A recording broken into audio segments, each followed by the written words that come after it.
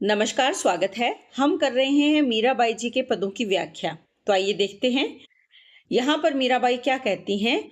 नैना निपट बंक छवि अटके। यहाँ मीराबाई श्री कृष्ण के प्रति अपने प्रेम की अभिव्यक्ति कर रही हैं। वो किस पर मोहित है? श्री कृष्ण जी की छवि पर मोहित हैं और उसी भाव को अभिव्यक्त करते हुए कहती हैं कि मेरे जो नैना यानी नेत्र हैं, निपट यानी पूर्णतः, बंकट बंक बंकट से विपर्य क्या है? जो बांकी छवि है। बांके बिहारी किसको कहा गया है? श्री कृष्ण को कहा गया है। जो बांके रूप के कृष्ण है या त्रिभंगी जो कृष्ण की छवि है, उस पर मेरे नेत्र पूर्णतः अटक गए हैं, यानी मोहित हो गए हैं, टिक गए हैं। देखत रूप मदन मोहन को, यानी कामदेव के समान मोहित करने वाले जो श्री कृष्ण है, उनका रूप पियत पयूख न मटके। पयूख यानी अमृत, कि उनका जो मनमोहक रूप है, और वो कैसा मोहक रूप है? कामदेव की तरह मोहित करने वाला जो उनका रूप है, उसके अमृत, उस रूप के अमृत को पीते हुए, पियत यानी पीते हुए, न मटके नहीं झपकते। जो नेत्र हैं, एक पल के लिए भी, एक क्षण के लिए भी हटने का नाम नहीं लेते। उस रूप अमृत का वो पान करते हैं। किसके रूप के अमृत का? श्री कृष्ण के रूप अमृत का पान करते हैं। बारिज भवा अटल टेढ़ी मनो अति सुगंध रस अटके। बारिज से अभिप्राय क्या है? कि कमल जो भोए हैं, भवा यानी बोहे हैं, वो बोहे कैसे है? बारिज, कमल की तरह, कमल के समान सुंदर बोहे हैं। अलक टेढ़ी मनो, अलक यानी जो उनके बाल हैं, घुंघराली जो अलके हैं, वो टेढ़ी हैं। अति सुगंध रस अटके, और अत्यंत सुगंध से युक्त है और आकर्षित करती हैं। रस से परिपूर्ण है, अति सुगंधित है। उनकी बोहें सुंदर हैं। कैसे? कमल के समान सुंदर हैं। उनके जो अलक हैं, उनके जो बाल हैं, वो टेढ़े उनके बाल हैं, और वो भी घुंघराली जो अलके हैं। सुगंध रूप अत्यंत उनका आकर्षक है। टेढ़ी कटी, कटी यानी जो उनकी कमर है, वो भी कैसे है? टेढ़ी है। टेढ़ी कर मुरली, और टेढ़े ही कर यानी हाथ में क्या है? मुरली है।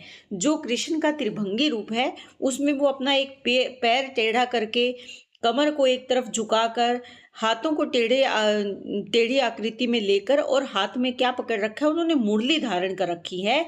टेढ़ी पाग लट लटके, और जो उन्होंने सिर पर पाग यानी पगड़ी बांध रखी है, मुकुट पहन रखा है, वो भी कैसा है? टेढ़ा है। और उस पर क्या है? लट लटके, और उस पर मोतियों की जो लड़ियां हैं, वो लटक रही हैं। मीरा प्रभु के रूप लुभानी गिरधर नागर नटके। और मीरा कहती हैं कि मैं ऐसे गिरधर नागर के रूप पर लुभानी हूँ, यानी मोहित हो गई हूँ। प्रभु के इस सुंदर त्रिभंगी रूप ने मुझे क्या कर लिया है? मोहित कर लिया है। तो यहाँ पर श्री कृष्ण के त्रिभंगी रूप का चित्रण किया है। जो बांका रूप है, बांके बिहारी जिन कृष्ण को कहा जाता है, उनकी सुंदरता का बखान यहाँ पर मीरा ने किया है। इसमें अगर देखें तो मुख्य रस अगर देखें तो कौन सा है? भक्ति रस है। माधुर्य भक्ति भाव की यहाँ पर उद्भावना की गई है। संयोग श्रृंगार है। अलंकारों में मुख्यतः अनुप्रास अलंकार है। बारिज भवा में अगर देखें तो उपमा अलंकार है। इसके साथ साथ पियत पयूख, यहाँ कौन सा है? रूपक अलंकार का सुंदर प्रयोग यहाँ पर किया है। टेढ़ी कटी, टेढ़ी कमर, यहाँ पुनरुक्ति प्रकाश अलंकार का प्रयोग इस पद में हुआ है। अगले पद को अगर देखें तो क्या कहते हैं यहाँ पर? जब ते मोही, यानी जब से मुझे नंद नंदन, नंद नंदन कौन? नंद के पुत्र श्री कृष्ण, दृष्टि पर्यो माई, संबोधन कर रही है कि हे माई, जब से मोही यानी मेरी नंद नंदन, नंद के पुत्र श्री कृष्ण पर जब से दृष्टि पड़ी है, तब ते परलोक लोक कछु ना सुहाई। और तब से यानी जब से मैंने श्री कृष्ण के दर्शन किए हैं, तब से परलोक या ये लोक मुझे कुछ भी अच्छा नहीं लगता। यानी ये लोक या परलोक मुझे कुछ भी नहीं सुहाता, कुछ भी अच्छा नहीं लगता। मोरन की चंद्रकला शीश मुकुट सही, मोरन की यानी मोर पंख की जो उन्होंने चंद्रकला धारण कर रखी है। और चंद्रकला से अभिप्राय क्या है? अर्ध चंद्राकार में जो उनका मुकुट है, जिसपे मोरों की मोर पंख से जो बना हुआ है अर्ध चंद्राकार रूप में, वो बहुत ही सुंदर है। शीश मुकुट सोही, और उनके सिर पर मुकुट क्या है? वो शोभायमान है, शोभा दे रहा है। केसर को तिलक भाल, माथे पर केसर का तिलक लगा हुआ है। तीन लोक मोहे, और वो तिलक इतना सुंदर है, माथे पर लगा हुआ जो तिलक है, उनके ललाट पर लगा हुआ जो तिलक है, वो इतना सुंदर है कि वो तीनों लोगों को ही क्या कर रहा है? मोहित कर रहा है। कुंडल की अलक झलक कपोलन पर छाई, और जो उन्होंने कानों में कुंडल पहन रखे हैं, उनकी झिलमिल करती हुई जो अलक झलक यानी जो उनकी झिलमिलाहट है, वो कपोलन पर छाई, उनकी गालों पर वो उसकी परछाई पड़ रही है, वो चमक उनकी गालों पर पड़ रही है। तो कैसे लगता है? मनो मीन सरवर तजी, और कानों में जो लटकते हुए कुंडल है, वो किस रूप में उन्होंने माना है? मानो मीन यानी मछली अपना सरोवर त्याग कर, जल को त्याग कर मकर मिलन आई, और मकर से वो मिलने के लिए आ गई हैं। तो यहाँ पर जैसे मीन किसी सुंदर वस्तु की ओर आकर्षित हो रही है, ऐसा यहाँ पर प्रतीत होता है। भ्रुकटी कुटिल चपल नयन चितवन से टोना, उनकी जो भ्रुकटी यानी बोहें हैं, वो कैसी हैं? टेढ़ी हैं। और नेत्र कैसे हैं? चपल यानी चंचल उनके नयन अर्थात नेत्र हैं। चितवन से टोना, और उनकी चितवन यानी उनकी दृष्टि ऐसे है जो जादू करती है। टोने से अभिप्राय क्या है? जादू या सम्मोहन, कि उनकी दृष्टि जिस पर भी पड़ती है ऐसे लगता है कि उस पर जादू कर रही है, उसको सम्मोहित कर रही है। तो यहाँ पर भाव क्या है? मीरा नंद के पुत्र श्री कृष्ण के रूप पर मोहित हैं, आकर्षित हैं, और उनकी सुंदर रूप का वो यहाँ पर वर्णन करती है। उन्होंने मोर पंखों का बना हुआ सुंदर मुकुट धारण कर रखा है। उनके ललाट पर कैसा तिलक है? केसर का तिलक है, जो तीनों लोगों को मोहित करता है। कानों में कुंडल है, घुंघराले उनके बाल हैं जो उनके गालों पर झूमते हैं। इसके साथ ही जो कुंडल की परछाई है वो ऐसे पड़ती है मानो मछलियां जो है, मीन जो है, वो यहाँ क्या है? उत्प्रेक्षा अलंकार है कि वो सरोवर को त्याग कर मकर से मिलने जैसे आई है। उनकी बोहें कैसी हैं? टेढ़ी हैं। और नेत्र कैसे हैं? चंचलता से युक्त हैं। और उनकी सुंदर मोहन जो दृष्टि है, वो जिस पर भी पड़ती है ऐसा जादू करती है कि वो अपनी सुध बुध भूल जाता है और उनकी तरफ मोहित हो जाता है। तो यहाँ पर अगर देखें तो अनुप्रास अलंकार का प्रयोग किया गया है, उपमा अलंकार है, और इसके साथ साथ उत्प्रेक्षा अलंकार भी यहाँ मानो मीन सरोवर में तीनों लोगों को मोहित करना। यहाँ अगर देखें तो अतिशोक्ति अलंकार है। तो उम्मीद कर रही हूँ कि ये प्रश्न जो हम कर रहे हैं पद, ये आपको अच्छे से समझ में आ रहे हैं। अगले को अगर देखें तो खंजन अरु मधुप मीन मोहे मृग छोना। खंजन, खंजन क्या है? खंजन जो पक्षी है, अरु और मधुप मीन। यहाँ पर मधुप क्या है? ये मधुप यानी भौरा, भंवरा या भौरा, मीन यानी मछली। मोहे, मोहे यानी मोहित करना। मृग छोना, मृग छोना यानी मृग का जो शावक है, छोटा बच्चा जो है, मृग का शावक या मृग का छोटा बच्चा, हिरण का छोटा बच्चा। अधर बिंब अरुनयन मधुर मद हासी। यहाँ पर कृष्ण की सुंदरता का वर्णन कर रहा है। कृष्ण की सुंदरता का वर्णन करते हुए मीरा जी कहती हैं कि उनके जो नेत्र हैं वो किसके समान है? खंजन पक्षी के समान उनके नेत्र हैं।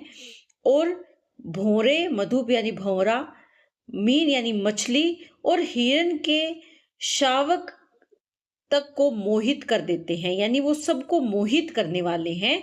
उनके अधर यानी होठ, बिंब अरुण नयन, उनके होठ कैसे हैं? बिंबा फल के समान लाल रंग के उनके होठ हैं। और उनके जो नयन नेत्र हैं वो लालिमा, अरुण यानी लाल रंग, लालिमा से युक्त हैं। मधुर मंद उनकी मुस्कान है, हांसी यानी मुस्कान है जो अत्यंत मनोहर है। दसन दमक दाढ़ी द्युति चमके चपलासी। दसन, दसन उनके दांत जो हैं वो उनकी चमक कैसी है, दाड़िम द्युति अनार के दाने की तरह उनके में चमक है। और दमके, और उनकी वो कैसे दमकती हैं, कैसे उनकी चमक है, वो चपलासी उपमा अलंकार है, बिजली के समान दमकते हैं। जैसे बिजली अचानक से चमकती है और चारों ओर चकाचौंध कर देती है, वैसे ही उनकी चमक है। कंबु कंठ भुज विशाल, उनका कंठ यानी उनकी गला कैसे है, कंबु शंख के समान उनका गला है। ग्रीव तीन रेखा, और उनके गले में 3 रेखाएं शोभायमान है, जो सुंदरता का प्रतीक मानी गई है। नटवर को भेष मानु सकल गुण विसेखा, और उनका जो ये नटवर स्वरूप है, ये भेष यानी जो स्वरूप है, मानो सकल गुणों से युक्त है, यानी सभी गुणों से परिपूर्ण है। क्षुद्र घंट किनकिनी अनूप धुन सुहाई, छोटी छोटी घंटियां जो उनकी कमर में बंधी हुई है, उनकी अनूप यानी सुंदर जो धुन है वो सुहावनी है, मोहित करने वाली है।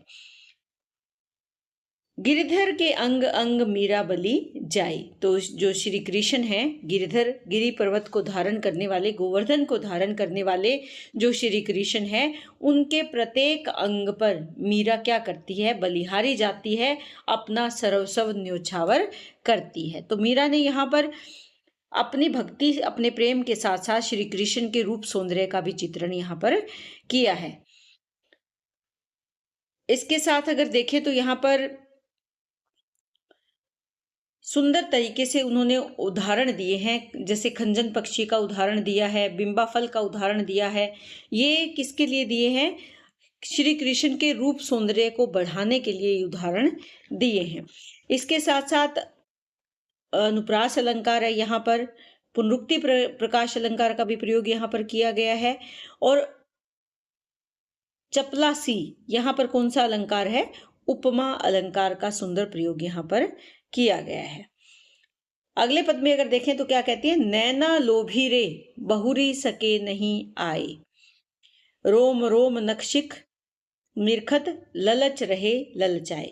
नैना यानी नेत्र, लोभी लालची, यह किसके लालची है, नेत्र श्री कृष्ण के रूप दर्शन के लालची हैं। बहुरी यानी दोबारा से सके नहीं आए, तो मीरा यहाँ पर कहती है कि मेरे जो नेत्र हैं वो श्री कृष्ण के रूप के ऐसे लोभी हो गए हैं कि अब वो वापिस नहीं आ सकते, यानी किसी दूसरे की ओर नहीं आ सकते या वापिस नहीं, बहुरी यानी दोबारा से वापिस नहीं आ सकते।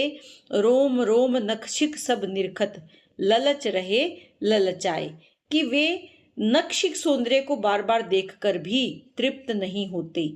रोम रोम, उनका जो रोम रोम है, नक्श लेकर शिख तक यानी संपूर्ण शरीर को, नाखून से लेकर शिख यानी शिखा तक, चोटी तक देखते हुए, निरखत यानी देखना, ललच रहे ललचाए, फिर भी उनकी जो लालसा है वो पूरी नहीं होती, यानी वो दर्शन के लालच में ही उलझे हुए हैं।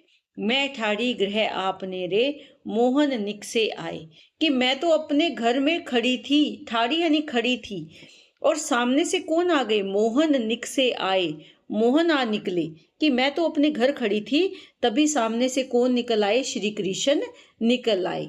सारंग ओट तजे कुल अंकुश बदन दिए मुस्काए, कि जब उनके चेहरे पर मैंने मुस्कुराहट देखी, बदन बदन यानी मुख, दिए मुस्काए, सामने से कृष्ण आए और उनके चेहरे पर मैंने जो मुस्कान देखी उसको देखकर, सारंग ओट तजे कुल अंकुश, कि मैंने पर्दे की ओट को त्याग दिया और कुल यानी परिवार के जो बंधन थे उनको तोड़ दिया, अर्थात मेरी जो पारिवारिक मान मर्यादा संकोच थी, सामाजिक बंधन थे, उस अंकुश को, उस बंधन को मैंने छोड़ दिया।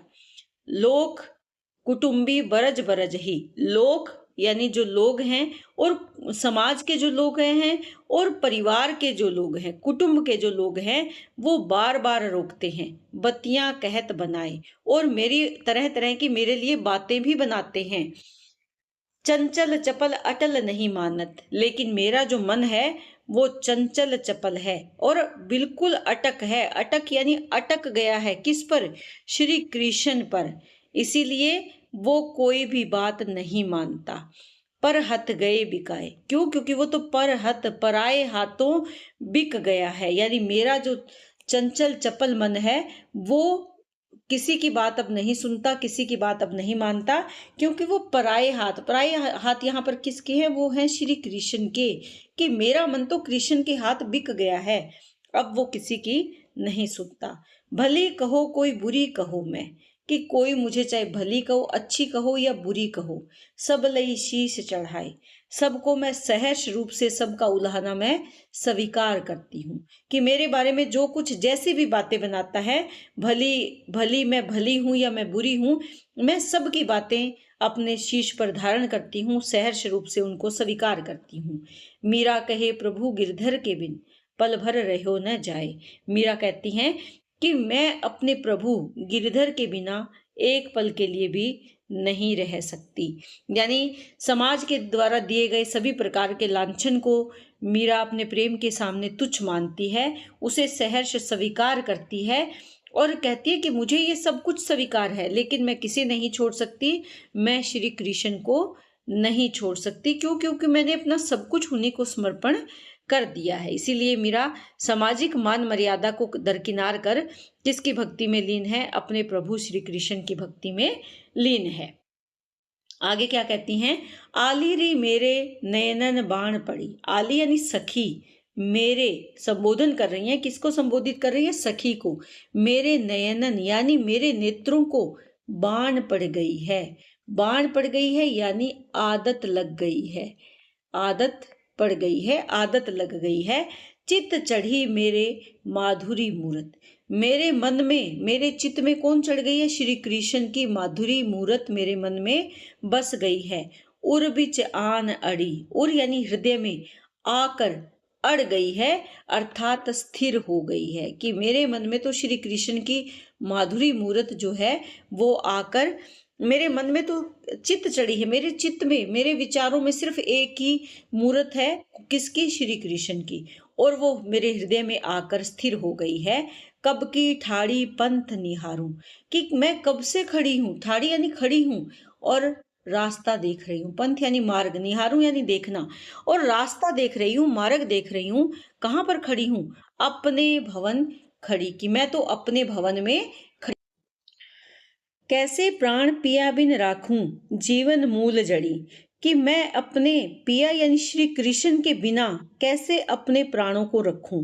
अर्थात कृष्ण के बिना तो उन जो मीरा है वो मानती है कि मेरे प्राण भी नहीं रहेंगे। क्यों? क्योंकि वो तो जीवन मूल जड़ी है। अर्थात जीवन का मूल आधार क्या है? श्री कृष्ण है। यानी मेरे प्राणों का, मेरे जीवन का जो मूल आधार है वो क्या है? कृष्ण है। मीरा गिरधर हाथ बिकानी लोग कहे बिगड़ी। मीरा कहती हैं कि मैं तो गिरधर के हाथ बिकाने बिक गई हूं, अर्थात पूर्ण रूप से समर्पित हो गई हूं। जबकि लोग मुझे क्या कहते हैं? कि मैं बिगड़ गई हूं, अर्थात मैं समाज की दृष्टि में मर्यादा से भटक गई हूं, मान मर्यादा का मैंने त्याग कर दिया है। जबकि मैं किस रास्ते पर हूँ? मैं तो अपने श्री कृष्ण के प्रति पूर्ण समर्पण के मार्ग पर हूँ, भक्ति के मार्ग पर हूँ। तो यहाँ पर मीरा अपने भावों की अभिव्यक्ति करती हैं और निर्भीक होकर वो ये बताती हैं कि मैंने सभी सामाजिक रूढ़ियों का त्याग कर दिया है और किस मार्ग पर आगे बढ़ चली हूँ? भक्ति के मार्ग पर आगे बढ़ चली हूँ। तो यहाँ पर भक्त और भगवान का जो आध्यात्मिक संबंध है वो यहाँ पर दृष्टव्य है। साथ ही विरह वेदना का भाव भी है, क्योंकि वो इंतजार कर रही है, पंथ निहारूं, मार्ग देख रही है उनका, लेकिन फिर भी जो श्री कृष्ण है वो आकर उनको दर्शन नहीं दे रहे हैं। तो इस तरह से देखें तो मीरा ने अपने भावों की सुंदर अभिव्यक्ति की है इस पद के माध्यम से। अपनी विरह वेदना के साथ साथ वो अपने जीवन का मूल आधार किसे बताती हैं? श्री कृष्ण को बताती हैं। और यहाँ पर सामाजिक रूढ़ियों का भी विरोध करती हैं, वो लेकिन साथ ही वो ये बताती हैं कि वो तो कृष्ण के प्रति पूर्णतः समर्पित है। जबकि लोग उसके बारे में क्या सोचते हैं? कि मैं सामाजिक मान मर्यादा से भटक गई हूँ, अर्थात बिगड़ गई हूँ। आगे अगर देखें तो क्या कहती है? मैं तो गिरधर गोपाल, मेरो तो गिरधर गोपाल दूसरो न कोई।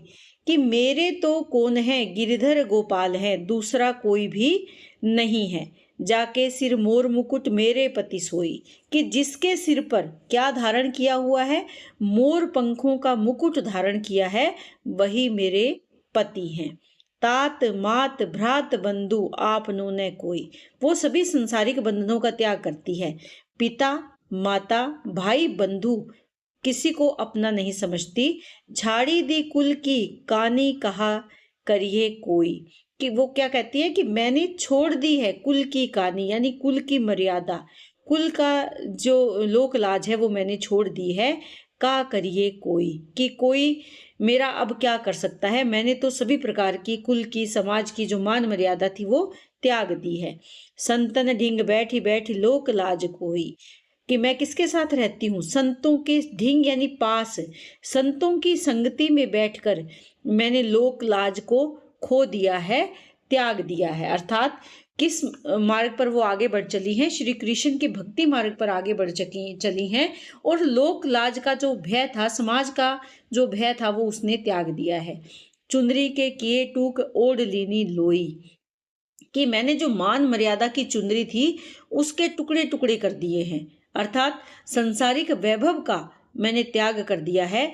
ओढ़ लीनी लोई, और मैंने एक साधारण भक्ति रूपी ओढ़नी ओढ़ ली है। लोई, लोई यानी जो साधारण है, लेकिन ये लोई किस रूप में है, भक्ति रूपी लोई मैंने ओढ़ ली है, जबकि संसारिक जो वैभव था उसका मैंने त्याग कर दिया है।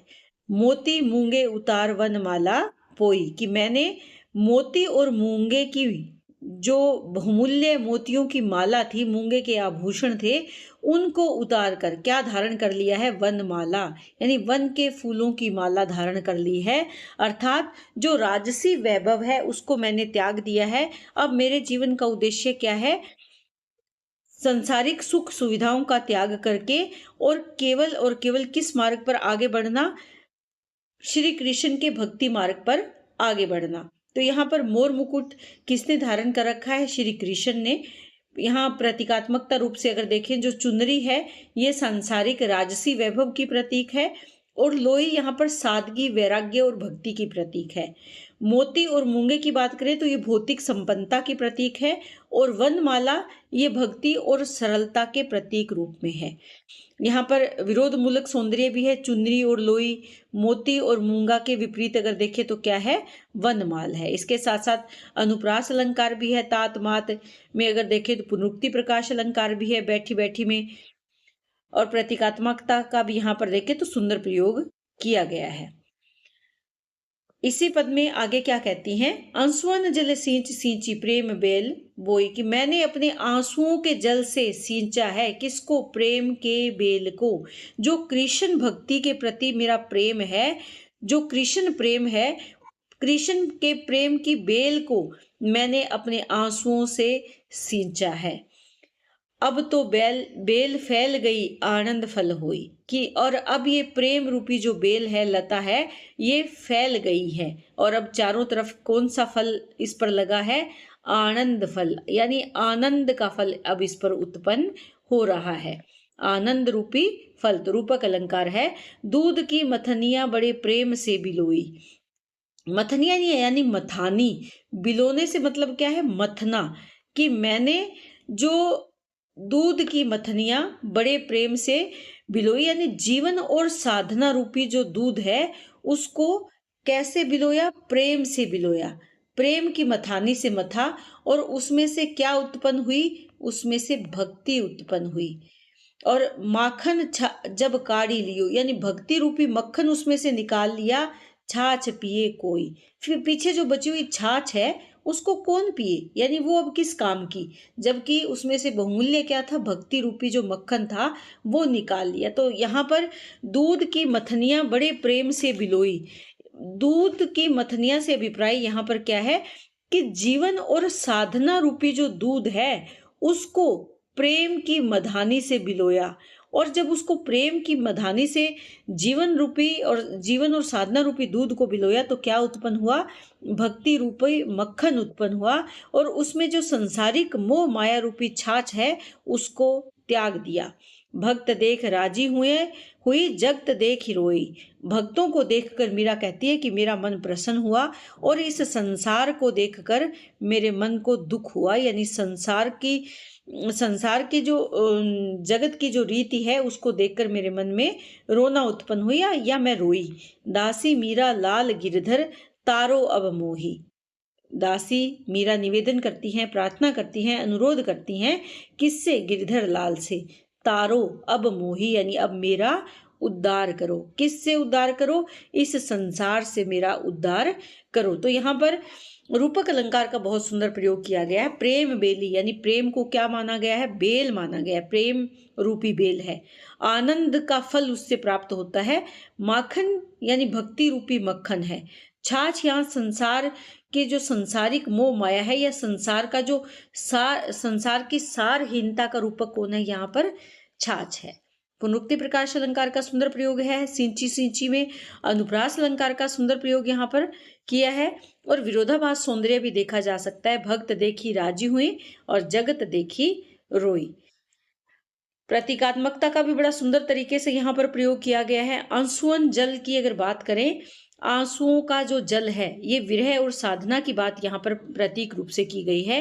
प्रेम बेल, प्रेम की बेल किसका प्रतीक है? ईश्वर से प्रेम। आनंद फल यानी भक्ति की सिद्धि इससे प्राप्त हुई है। दूध जीवन और साधना की सामग्री है। मधानी यानी प्रेम पूर्वक जो, मथनिया यानी मधानी, प्रेम पूर्ण जो साधना है। माखन यहाँ भक्ति के रूप में है। भक्ति का प्रतीक क्या है? माखन है। छाछ की जैसे हमने बात करी थी, सांसारिक मोह माया या सारहीनता को यहाँ पर दिखाया है। तारो यानी तारना या उद्धार करना, ये मोक्ष का, तारो यानी मोक्ष का प्रतीक है। तो सुंदर राजस्थानी भाषा का प्रयोग यहाँ पर मीरा ने किया है और बड़े ही सुंदर तरीके से अपने भावों की अभिव्यक्ति इन पदों के माध्यम से की है। तो उम्मीद करती हूँ कि पद आपको बहुत अच्छे से समझ में आ रहे हैं। तो इसी तरह चैनल से जुड़े रहें। बहुत बहुत धन्यवाद।